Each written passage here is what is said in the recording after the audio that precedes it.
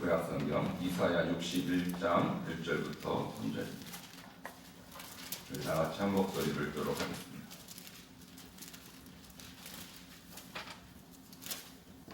구약성경 이사야 61장 1절부터 3절 읽겠습니다. 시작.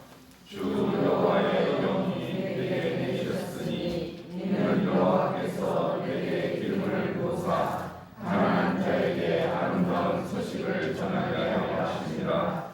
나를 보내사 마음이 상한 자를 고치며 포로된 자에게 자유를, 각신자에게 모임을 선포하며 여호와의 은혜의 해와 우리 하나님의 복음의 날을 선포하여 모든 슬픈 자를 위로하되 무릇 시온에서 슬퍼하는 자에게 화관을 주어 그 죄를 대신하며 기쁨의 기름으로 슬픔을 대신하며 천성의 옷으로 그 근심을 대신하시고 그들이 그의 나무 곧 여호와께서 심으신 그 영광을 나타낼 자라 일걸음을 받게 하려 하심이라. 아멘. 할렐루야.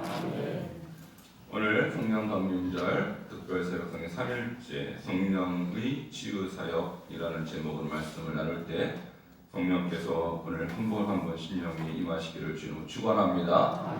우리 예수님께서 이 땅에 오셔서 세 가지 사역을 하셨습니다. 첫 번째 사역은 복음을 전하셨고요. 두 번째는 말씀을 가르치셨어요. 교육 사역을 하셨죠. 세 번째는 마귀에게 늘린 자, 또 병들린 자, 또 여러 가지 마음이 상한 자를 고치시는 치유 사역을 하셨습니다. 예수님은 전도 사역, 교육 사역, 치유 사역 이 세 가지를 하셨어요. 그런데 이 세 번째 치유 사역을 왜 하셨을까요? 예수님은 복음을 전했을 때 분명히 복음에는 능력이 있다라고 가르치셨습니다. 그리고 교육 사역을 할 때도 가르치실 때도 복음은 이런 것이다라고 이론적으로 분명히 가르치셨어요. 그런데 치유 사역은 예수님의 복음 전파와 가르치는 사역을 눈으로 보게 하신 거예요. 그러니까 앞에 복음 전파와 가르치는 것은 귀로 듣는 복음이라면 치유 사역은 눈으로 직접 하나님 나라가 어떻게 역사하는지를 보게 하는 보는 복음이었다는 것입니다. 우리가 믿는 복음은요, 단순히 귀로 듣는 복음이 아니라 눈으로 보는 복음입니다. 우리 눈에 보이는 능력으로 나타나는 복음인 것입니다. 그래서 우리가 예수를 믿는다는 것은 단지 이론이 아니에요. 예수를 믿는다는 것은 단지 우리의 정신과 영의 문제만이 아닙니다. 예수님을 믿는다는 것은 우리 눈에 보이는 하나님의 역사와 깊이 관계가 있어요. 그 중에서 특별히 치유 사역은 예수님께서 너무나도 중요하게 여기신 사역입니다.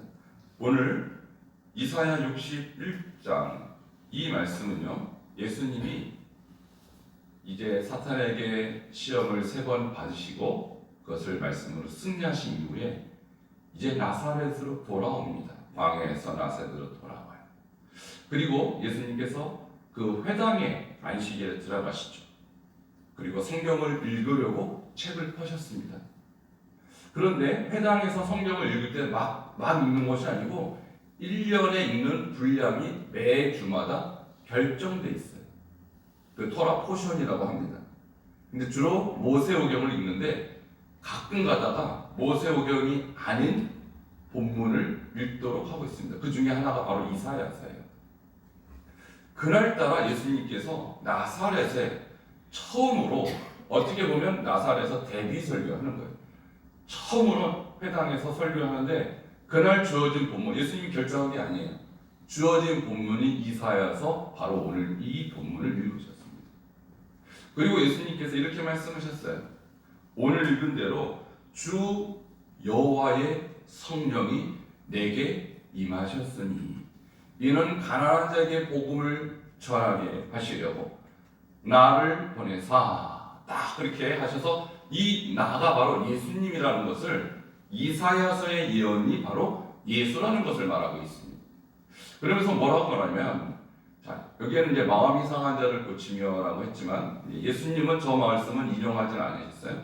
그 다음에 하시는 말은 포로된 자에게 자유를, 갇힌 자에게 노임을 선포하며 또 눈먼 자에게 보게함을 선포한다라고 예수님이 오늘 이사야서의 말씀을 인용하셨는데, 이 이사야서 말씀의 핵심은 뭐냐면 성령께서 오시면 성령께서 반드시 그 영혼을 치유하신다는 치유의 메시지인 것입니다. 오늘 이 말씀을 듣는 여러분 가운데 치유가 일어나시기를 주로 축원합니다. 자, 먼저 무엇을 치유하신다고 하셨습니까? 마음이 상한 자를 고치며, 이렇게 말했어요. 여러분, 마음이라는 것은 레바브라고 해서 단순히 우리가 생각하는 우리의 마음이 아니고요, 영혼의 중심이며 우리의 모든 지성과 인성과 우리의 모든 것이 응축되어 있는 영혼의 중심과 같은 역할을 합니다.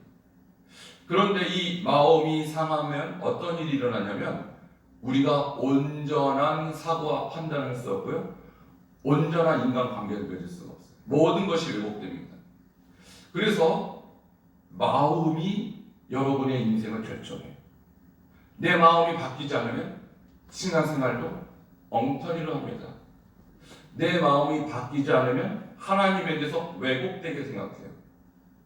내가 기억하고 있는 아버지, 내가 기억하고 있는 어머니, 내가 기억하고 있는 형제, 자매, 이 기억이 내 마음에 자리 잡고 있어서 하나님에 대한 것도 그렇게 왜곡되게 생각한다는 거예요. 여러분, 그래서 여러분의 마음은요, 여러분이 결정 못합니다. 여러분이 조절 못합니다. 내 마음 나도 몰라, 이런 말 하죠. 내 마음 왜 이러지? 여러분 스스로 여러분 마음을요 컨트롤하지 못해요. 왜냐면 마음은요 상해 있어요. 대부분의 사람들이. 언제부터 상해 있느냐? 엄마의 뱃속부터 상해서 나옵니다. 여러분, 우리는 태아 때 우리가 뱃속에서 어떤 상태에 있는지 아무도 기억을 못하죠. 그런데요, 내 마음은 기억해요. 무섭죠? 우리는 기억 못하죠. 나의 생각은 기억을 못하는데 나의 감정은 기억해요. 그래서 많은 분들이 자녀를 낳기 전에, 제가 중국에서 우리 아내가, 사모님이 이제 임신이 돼서 이제 병원을 갔어요. 병원을 갔는데 중국 의사들 처음 하는 말이 뭐냐면 이 아기를 낳을 겁니까? 지울 겁니까? 그거부터 물어봐요. 그러니까 너무 인구가 많으니까 하나만 낳게 돼 있거든요. 근데 첫째면 보통 낳는데 둘째부터는 다 지웁니다. 그런데 그 소리를 들은 태아는요 감지를 못하는 게 아닙니다. 태아는 감지를 합니다. 태아는 2주만 지나도 남자의 목소리인지 여자의 목소리인지, 그러니까 엄마의 음성인지 아빠의 음성인지 다 알아요. 그리고 태아는요 나의 주변에 있는 사람들이 나를 축복하는지 저주하는지, 나를 이 땅에 태어나려고 하는지 죽이려고 하는지 다 알아요. 근데 그 태아 때부터 우리 마음이 이미 조성되어 있다는 거예요. 무서운 얘기죠.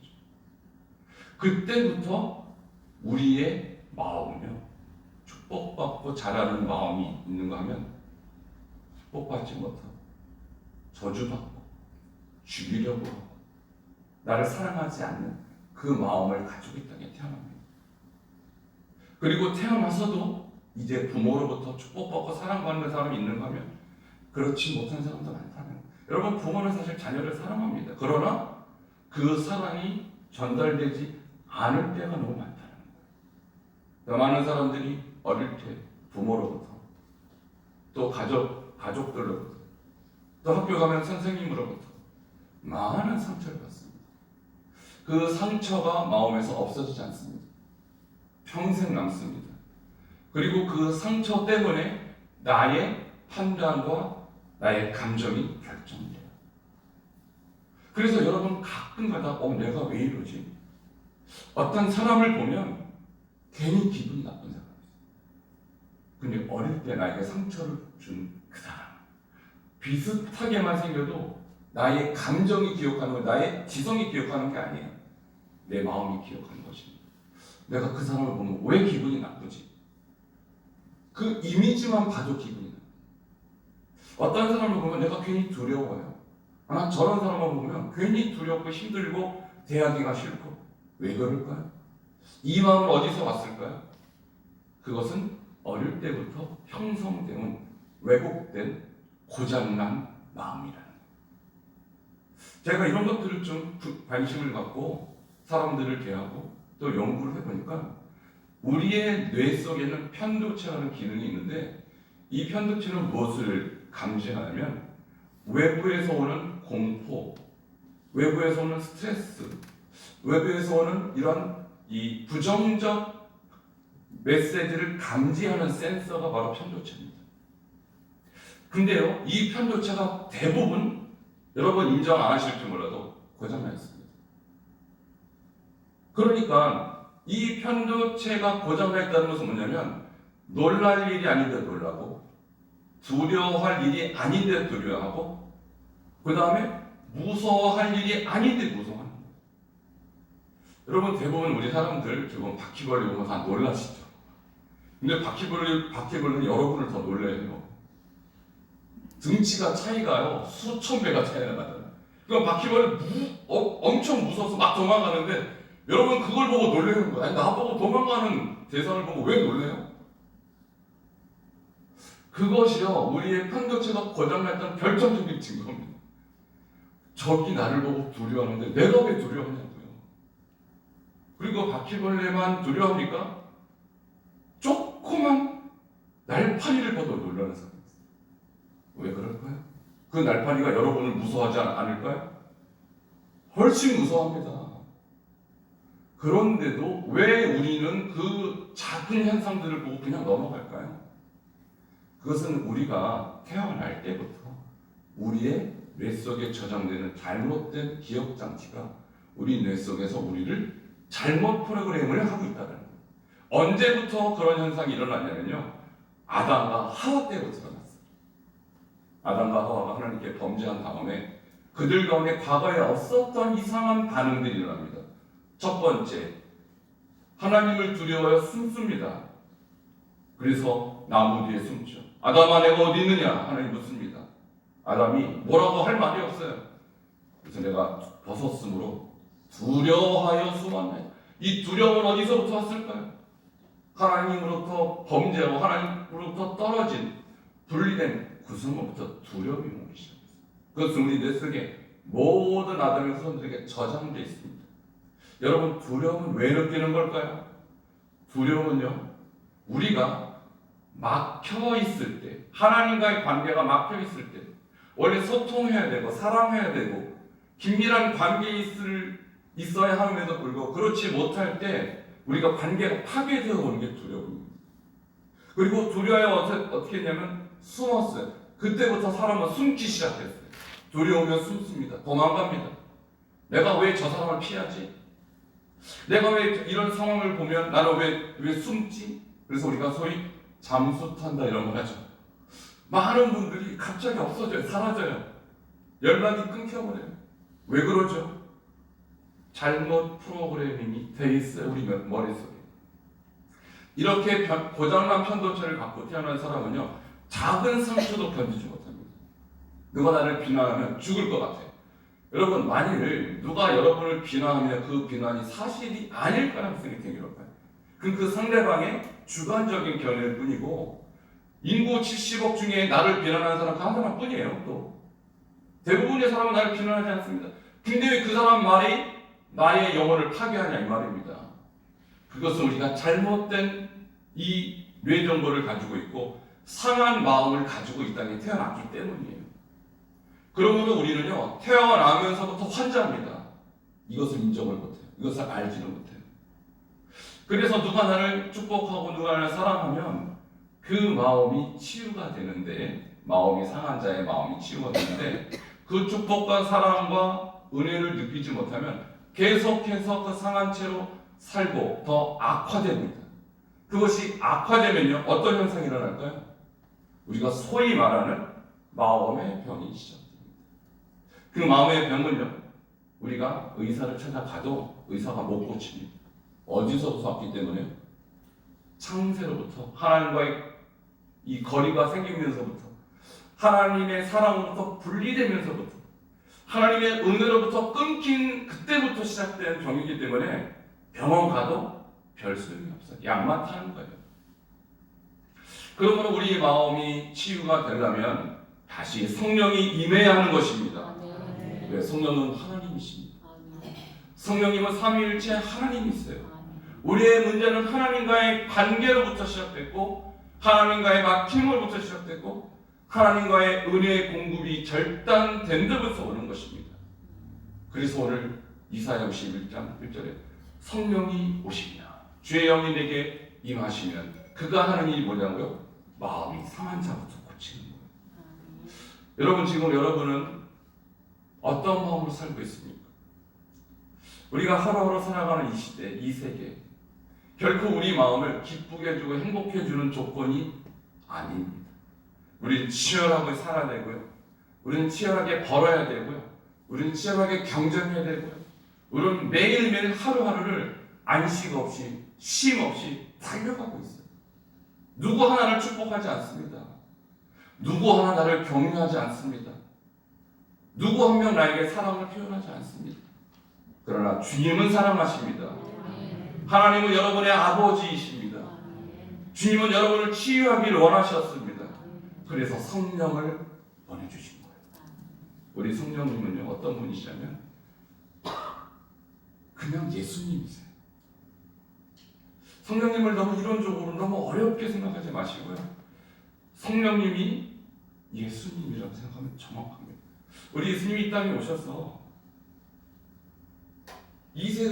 그 땅에, 그때는 이스라엘 땅에 오셨는데 그 사람들을 볼 때 예수님의 마음은요, 유리하는 자들에 대한 긍휼의 마음을 가져보셨어요.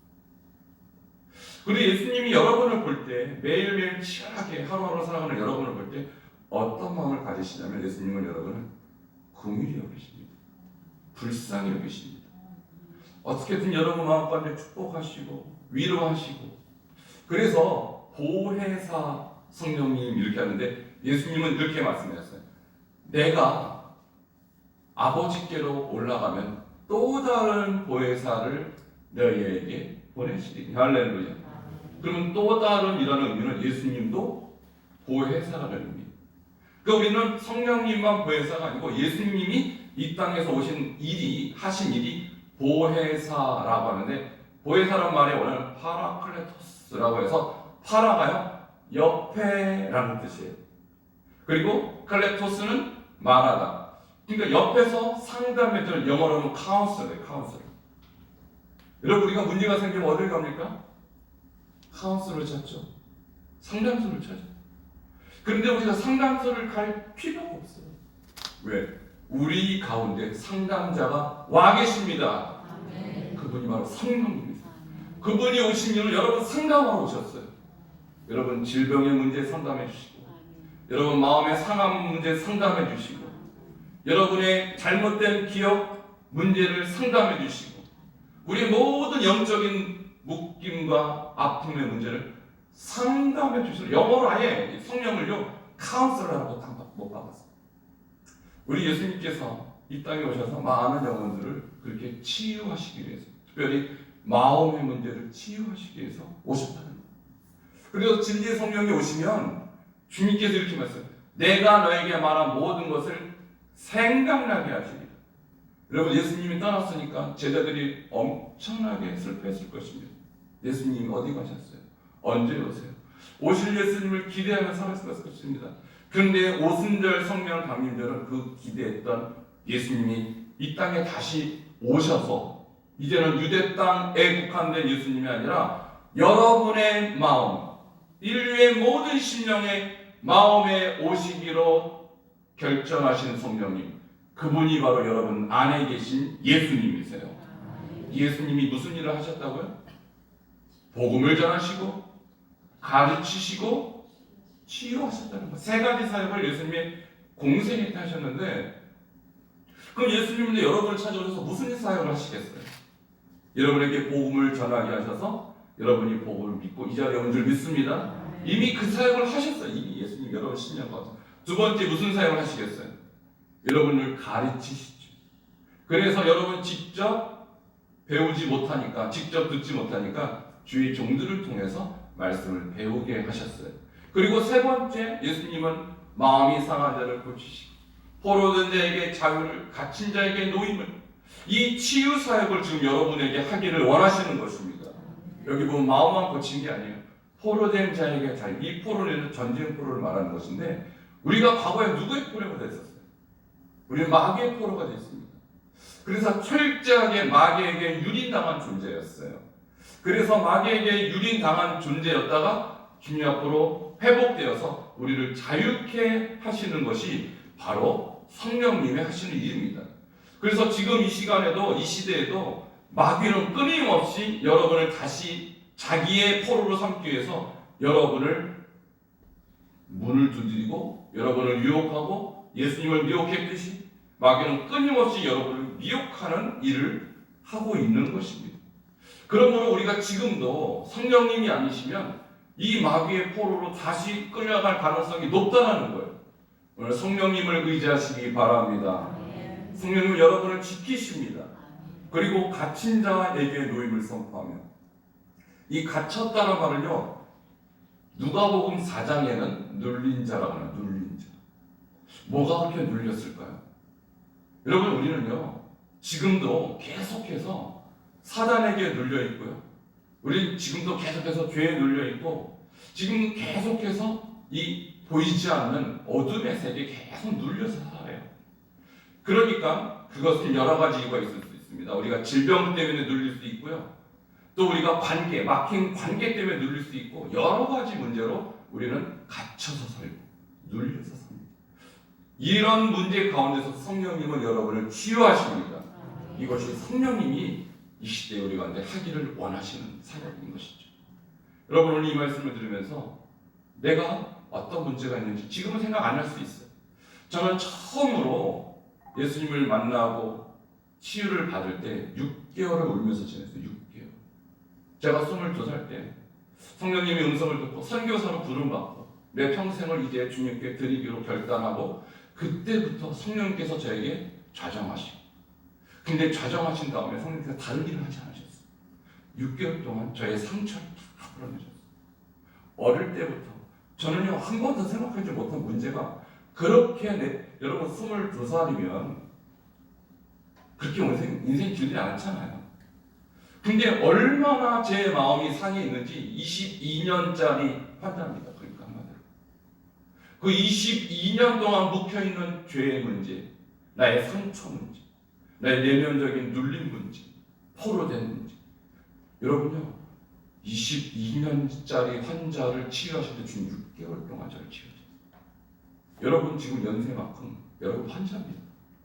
인정하든 안 하든.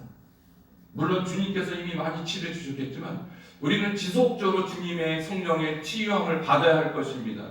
그래야 우리가 자유케 되고, 우리가 노임을 선포하며, 뒤에 보면 오늘 치유의 결과로 2절과 3절이 나옵니다. 한번 2절. 자, 여호와의 은혜의 해와 우리 하나님의 보복의 날을 선포하여 모든 슬픈 자를 위로하되, 이제 슬픔에서 벗어나게 될 줄 믿습니다. 3절을 보시기 바랍니다. 슬퍼하는 자에게 화관을 줘 그 죄를 대신하며 기쁨의 기름으로 그 슬픔을 대신하며. 이제 우리가 성령이 임하면 우리가 임하는 감정은요 슬픔이 아니라 기쁨인 것입니다. 기쁨은 사람이 주지 못해요. 병원 가서 의사가 주지 못해요. 우리 영혼의 의사요, 영혼의 치유자 성령께서 기쁨을 주실 줄 믿습니다. 슬픔을 대신하여 찬송의 옷으로 대신한다고 했어요. 우리가 찬송을 부를 때요, 찬송은요 기쁨의 영으로 부르는 것이지, 찬송은 다른 영으로 부르지 않습니다. 감사와 기쁨과 영광을 얻으리는 마음으로 부르는 것이 찬송인 것이죠. 그러므로 우리 가운데 오늘 찬송할 때, 우리가 오늘 기도할 때 그 치유의 영이신 성령께서 여러분을 더 강력하게 치유하시고, 여러분 과거에 있었던 상처도 다 치유를 하셔서 여러분 강력한 이 시대에 하나님의 종들로 변화되기를 주 이름으로 축원합니다. 우리 함께 찬송하고 기도하도록 하겠습니다. 191장 함께 찬송하시면서 우리 기도하는 시간으로 나가겠습니다.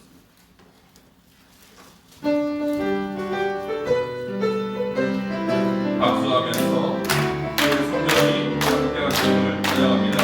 내가 왜 기쁨에 설레는 길에 가서 그의 하늘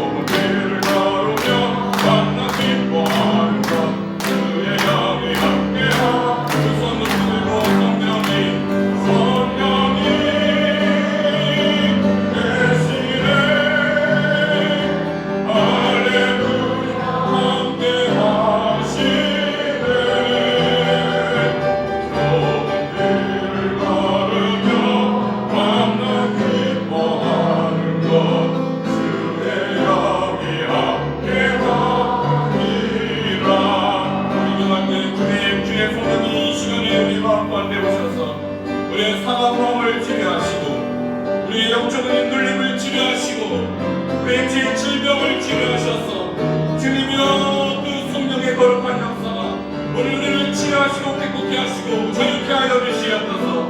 우리의 삶은 주여 아버지와 함께 동성으로 기도하겠습니다. 주여 주여